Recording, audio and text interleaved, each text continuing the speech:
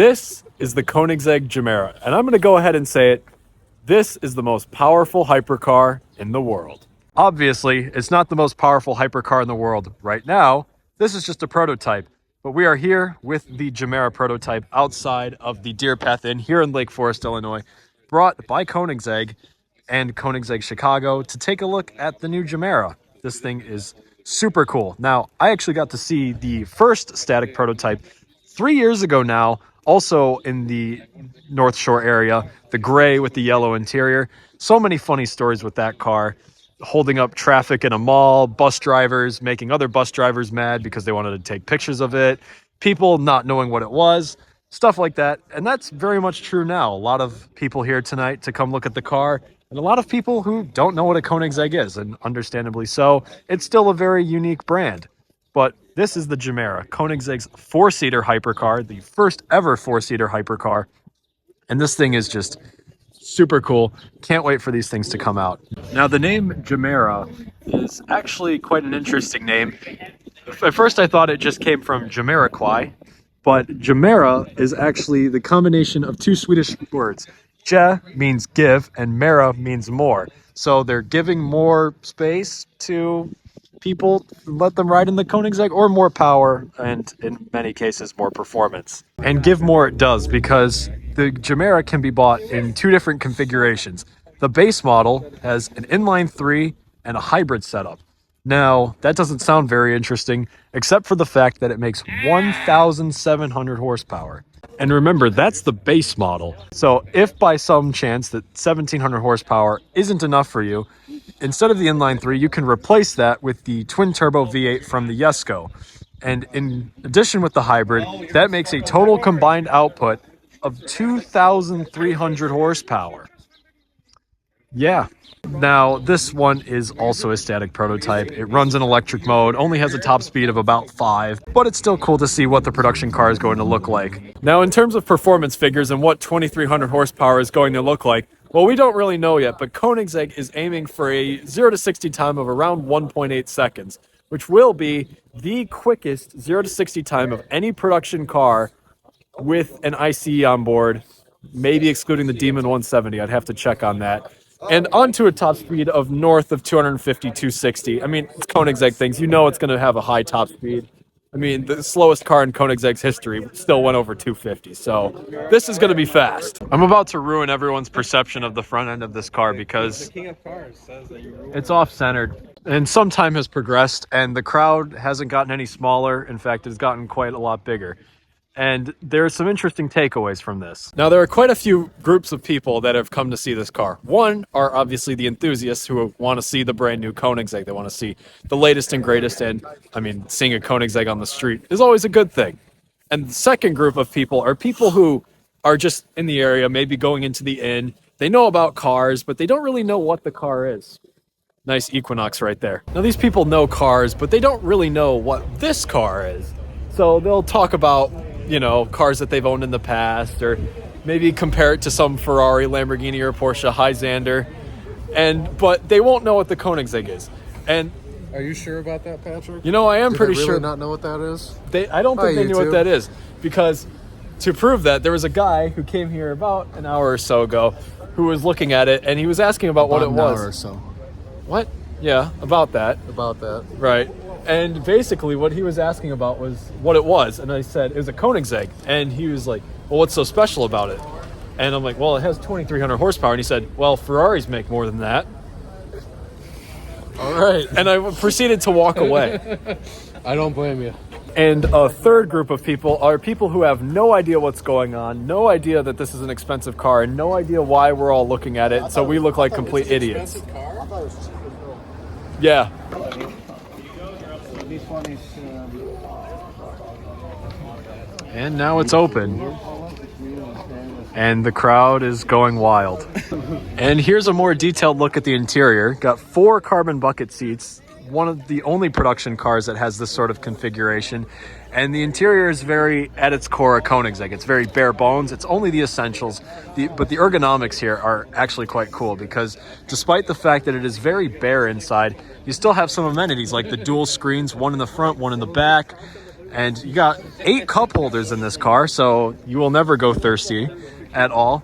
And here on the steering wheel, there's the screen replacing the gauge console, sort of like the Yesco, which is super cool. And it's just awesome. Another thing I love about this is the tan Alcantara interior with the Swedish flag inserts. It's just a really smart interior. It's all the bare essentials, but it looks really, really cool. It's very much a hypercar, but a hypercar for you and your family. V8 engine with 1,500 horsepower, and on the crankshaft is an electric motor, 800 horsepower, and that's a generator, also has a starter motor at the same time. Okay. And that propels the car incredibly fast to speeds. It's 4-wheel drive, 4-wheel steering, 4-wheel torque vectoring, and of course it's a 4-seater. And the best feature, you have 8 cup holders. I know, I saw that. That's fantastic. And you can heat and chill them, so you can put in cold coffee and chill it, or hot coffee and heat it if you want to. I think that's worth the full price of the car right there. And then you have matching luggage, of course. You have 4 carry-ons here in the back. And, usually the wife takes 3 of them, and the guy gets 1. And also, we are planning to have roof rack and things like that, bicycle holders for the car. Nice. Yeah. Have you gotten to drive one of the prototypes yet? Yeah, since I have to move the cars around the world, I have to drive them all. So, sadly, I have to. Oh yeah. I'm sure you're. I could take this off your hands if you really wanted me to. Yeah. No, it's a good job. It's fun. It's demanding, but it's still fun. Events like this, you meet all the fans, and it's pretty cool. Of course. Now, out of the entire Koenigsegg back catalog, current lineup, which one is your favorite? I like some of the old ones. They are very brutal. When the engine is mounted directly onto the firewall, directly bolted, no rubber mounts, nothing. It's pure raw power. This is more sophisticated, also insane amount of power. Right. But probably right now it would be the CC850 with the manual and automatic gearbox. Driving that is absolutely a dream. And how did you guys come up with that? That to me is just insane. That you should direct to my boss, Christian. He has all the great ideas. Dag Belenius, he was one of the guys who works with Christian from the beginning. He's like a genius. He invented like a lot of the stuff together with Christian in our cars. And I usually, people say, how do you come up with that? Yeah.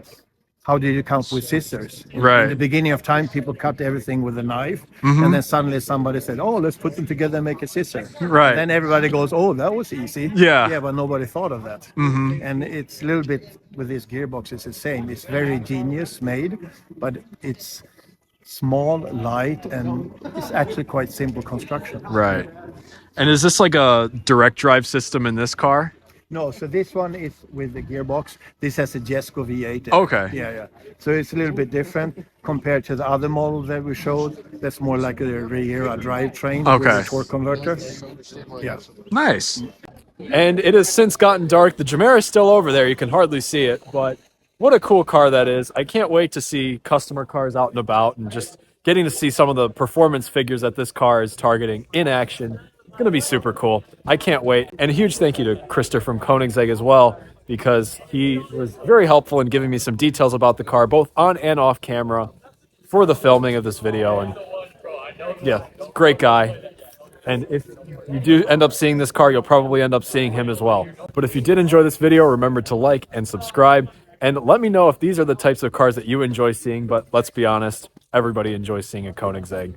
So if you do enjoy seeing a Koenigsegg, let me know. But until next time, guys, thank you so much for watching. And until next time, this is me, Patrick, the King of Cars. Thank you for watching. Take care.